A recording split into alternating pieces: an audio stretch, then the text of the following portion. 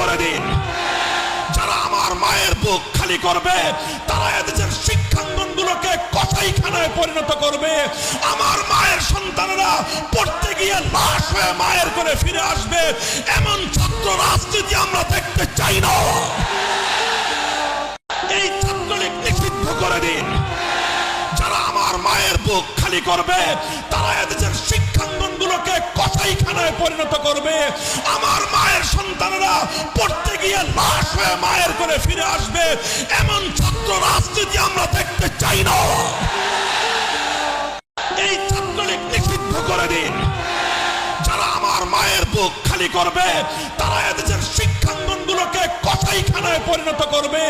আমার মায়ের সন্তানেরা পড়তে গিয়ে লাশ হয়ে মায়ের করে ফিরে আসবে।